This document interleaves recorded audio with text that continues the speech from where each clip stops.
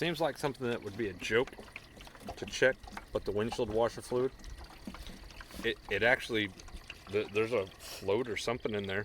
It'll sit there and ding at you and tell you if there's not enough of it in there. When it starts dinging at you, conveniently, it holds one of these jugs.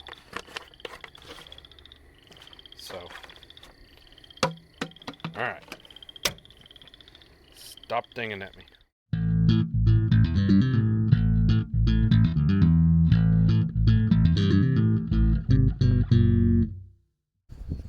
So this is Cora. Of course the wind picks up as soon as I start talking. This is not my dog. This is one of my neighbor's dogs. It's kind of weird though. She's never come over here and hung out with me before, but ever since dog died, she just keeps coming over here and she'll just hang out with me all night. She slept right over here all night last night. I heard her this morning when I was getting up. So I don't know, kind of weird. She usually runs with another dog named Precious. Now, Dog and Precious were not friends. Precious would beat up on her anytime she could. Cora here, though, she's always been kind of the top dog over at the neighbor's place, and she was pretty cool with Dog. They were fine. They'd hang out with each other. Oh yeah, just gonna lick yourself. Nice. So I don't know if she misses Dog or if she always wanted to hang out over here, but Dog would kind of run them off when they came around. I don't see Precious anywhere though, so I don't know where she's at. But she's kind of adopted me, it seems like, since Dog died, so it's kind of cool. She's a pretty cool dog, but not mine. But I don't know, she keeps showing up. It's kind of weird. All right, guys. So I finally got my garden in this year. Now, last year, if you remember, show them if you would. It kind of got away from me. So I planted tomatoes over there, peppers all through here, a bunch of other stuff. It all pretty much just died immediately. So this year we're doing things a little bit different. I'm going to plant everything in containers. I think it's going to be easier for me to maintain. Now, coincidentally, we were talking about this just last night about the lunar cycle of when you should plant stuff. And apparently you're supposed to plant tomatoes and peppers and things like this when the moon's really bright. And I don't know if you can see it back there, but the moon's damn near full. So what we've got here, come on in here closer. We've got kind of an experiment going on. Got some hay here that I'm going to mulch this with later inside the tubs. But this is actually potting soil in this plant. So there's tomatoes in here.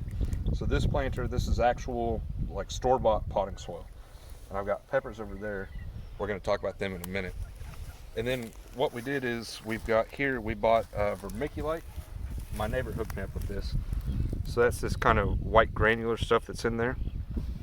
It's supposed to help with the just moisture control in the soil and increase the tilth of the soil. I learned that word last night.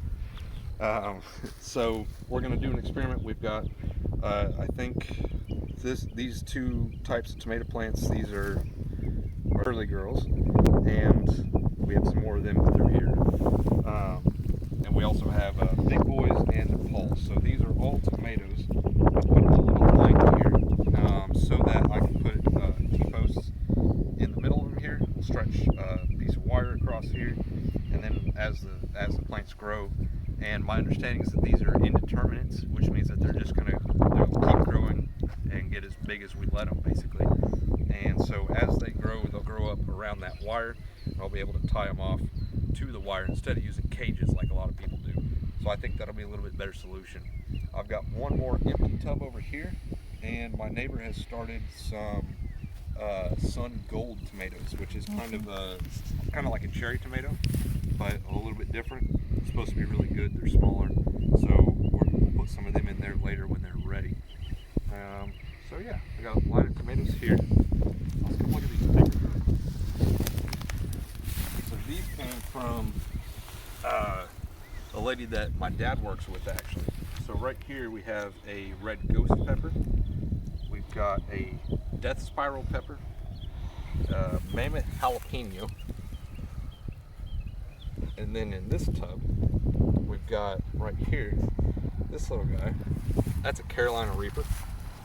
And this one, also a Carolina Reaper. So 2 Carolina Reapers, a red ghost pepper, a death spiral, and a mammoth jalapeno. So I'm pretty excited about those. I don't know if you guys know this. I don't think I've put it on the channel, but I'm kind of a pepper head. I like eating ridiculously hot peppers. I'm not quite sure why, but I'm really excited to see what these produce. Carolina Reaper currently is supposed to be the hottest pepper in the world, so we'll see what this produces.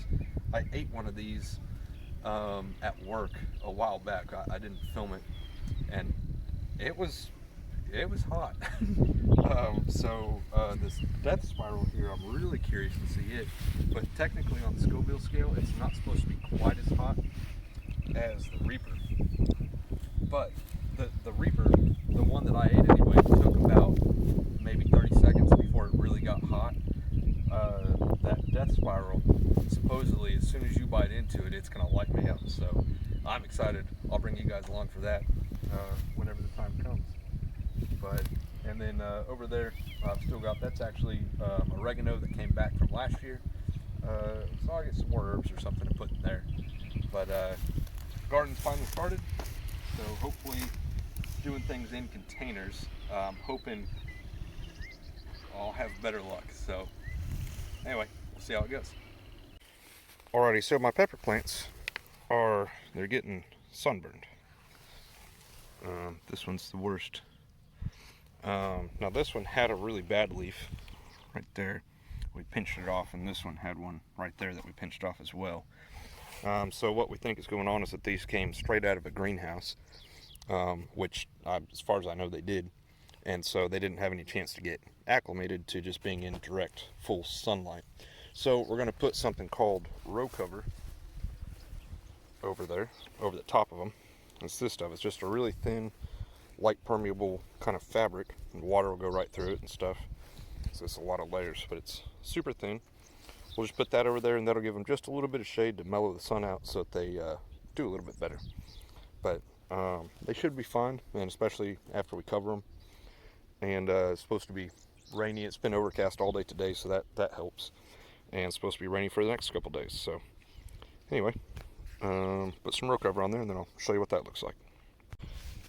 Alrighty, so just like that, there it is. So it's kind of weird. It looks like you're, covering them up, but enough light will go through there that it will, they'll still have all the sunlight they need, and the rain will go right through it. And we pulled it nice and tight, kind of. I'll pull it a little bit tighter probably, so that it won't actually lay on the plants once it gets wet. But yeah, row cover. I did not know that was a thing until just a few days ago, actually. So one thing that she used it for is she put her tomato plants in earlier, and then made, she's got these little wire hoops. Hers aren't in tubs, they're just in the ground. But she's got these wire hoops that go over them, and then you stretch that across there and bury the sides in dirt just to hold it down, and it kind of has a greenhouse effect and effectively raises the temperature 4 degrees. So you can plant your tomato plants a little bit earlier, and then they'll come on faster. So pretty cool. I didn't know about that. So greenhouse tricks. Anyway, that should help. Look at this moon, guys. Isn't that cool?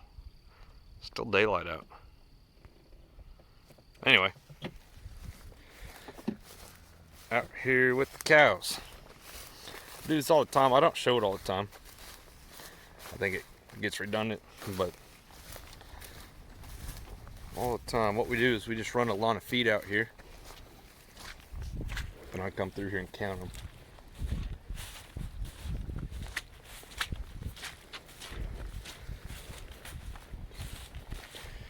16, and into a bit of a mud hole here.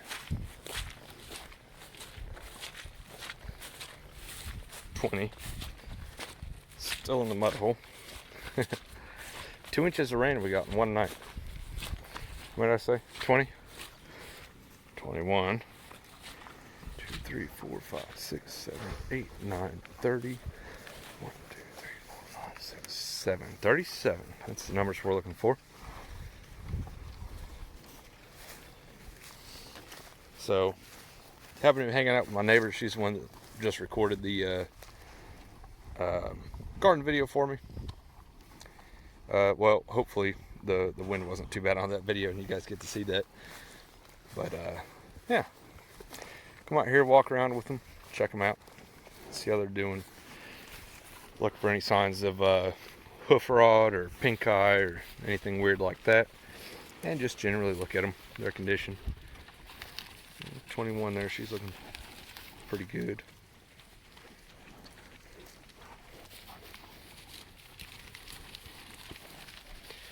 It's these points right here on their hips. Ideally, that will basically go away. You won't be able to see it anymore.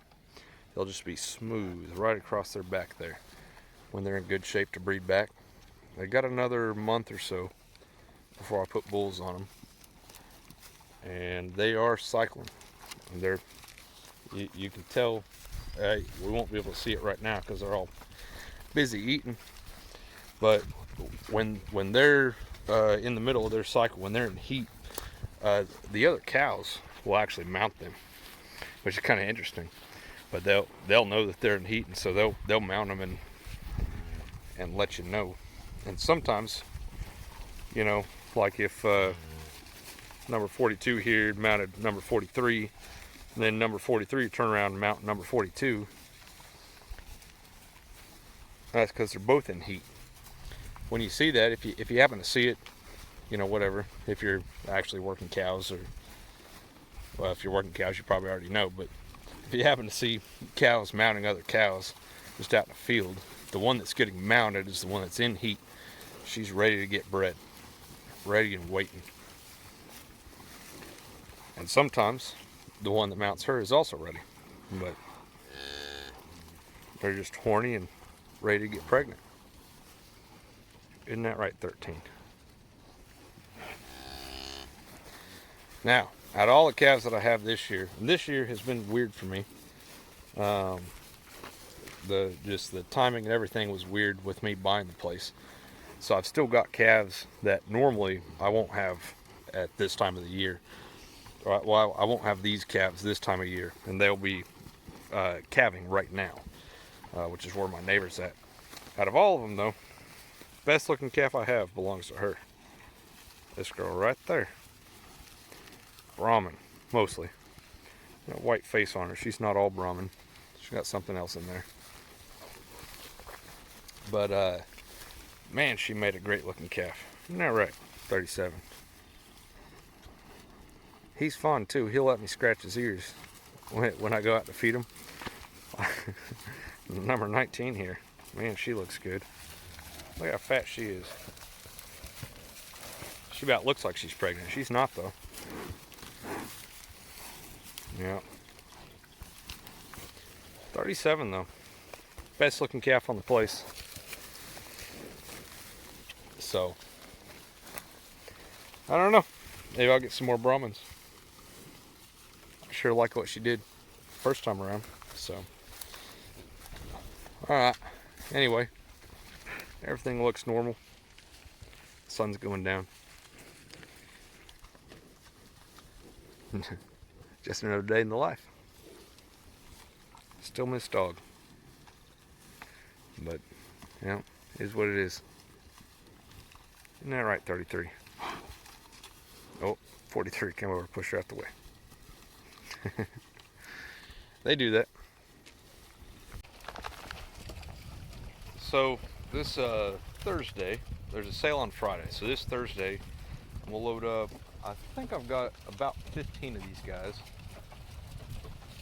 that I can unload. So, over here, sorry about the wind, number 36, that kind of brown one right there, she's going for sure. And two stand right here next to her as well, I think. This white face here, number 42, he'll be going. Number 2 over here, she'll be going. This guy, who's this? Is that number 30? I think. How did I get a tick on me? See that? Hey. Yeah, number 30. Backed into me there. He'll be going. This white face.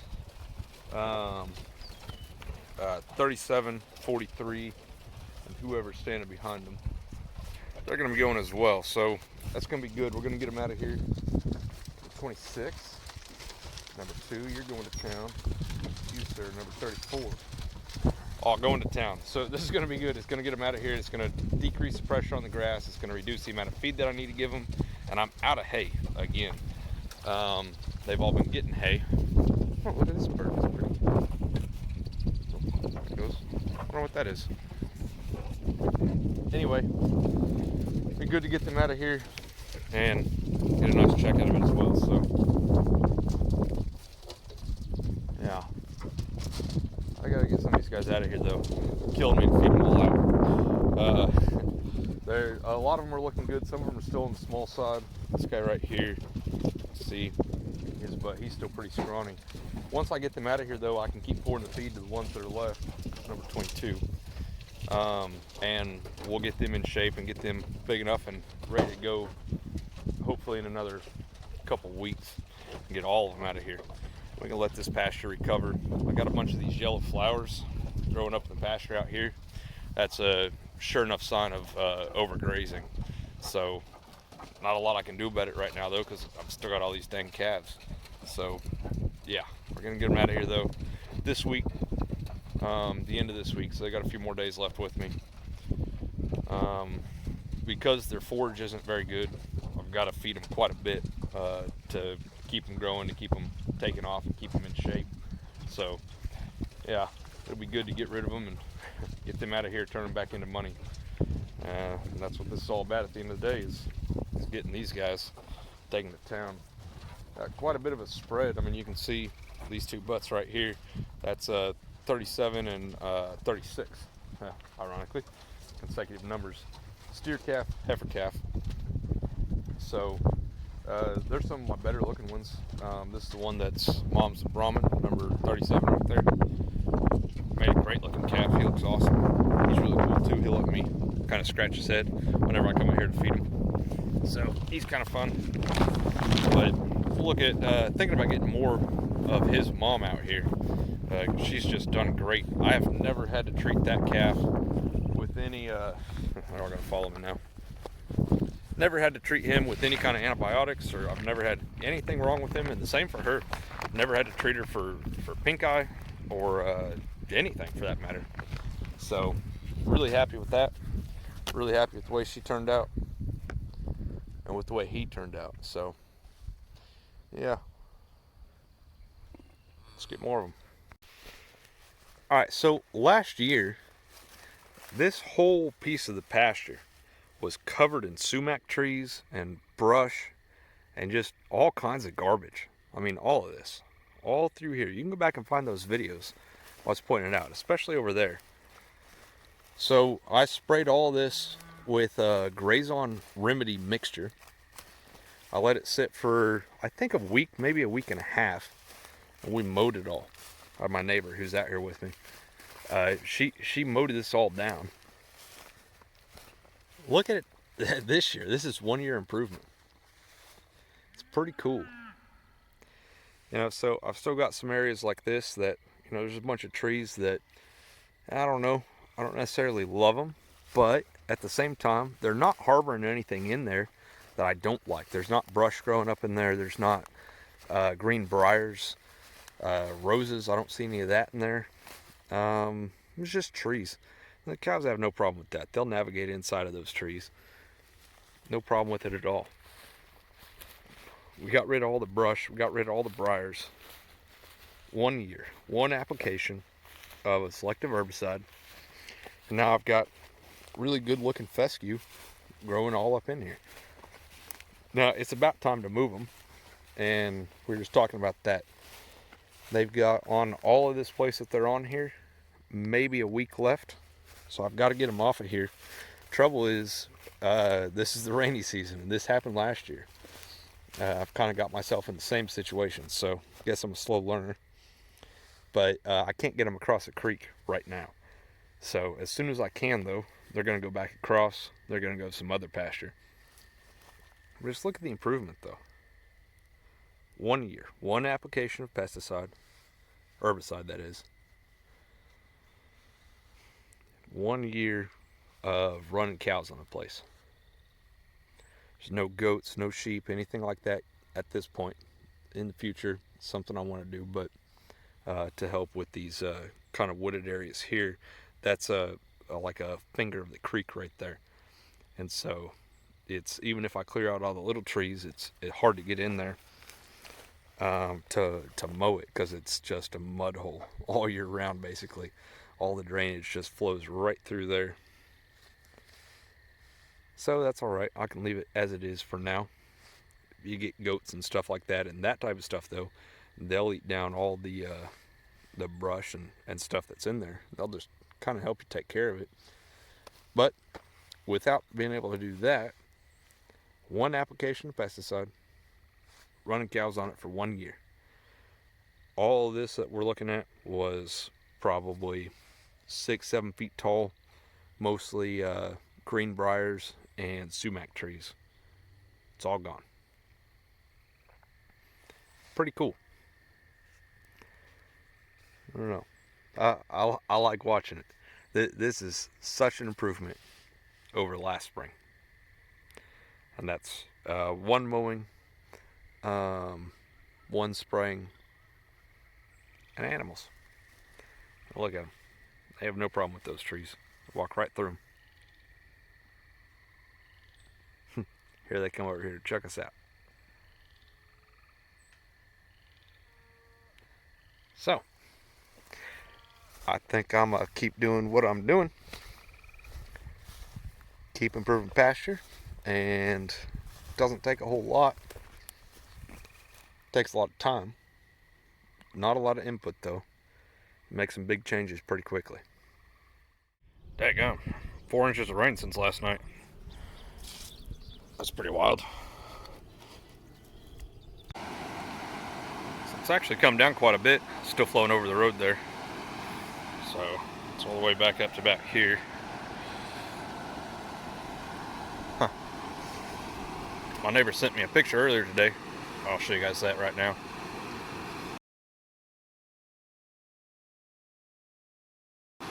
Pretty crazy. That's what 4 inches of rain will do though. Let's cruise over the other way and check out the new bridge, see how it's faring. Man. So, just a few months ago, the road went right down here at the bottom of that telephone pole. I think those pillars are about, 15 feet tall, something like that. There's about a foot of them sticking out of the water, so. Yeah, a month ago, if you'd wanted to drive through here, you'd have been stopped back over there by that crane. You'd have just had to find a different way. Now, we can drive across it, so that's pretty nice. They lost some gravel on the road back there. I'll show you that here in just a second, but that's unfortunate for them. But pretty cool though. So it's gonna be nice. Yeah, so you can see right here, and they've got a little tin horn in right there, and that's probably the problem. I imagine. I don't know if they're leaving it there or not. It looks like they put it in permanently, but obviously it's all eroded out around it, and that caused a little bit of a choke point, caused the water to kind of overtop the road right here, and they lost a bunch of gravel.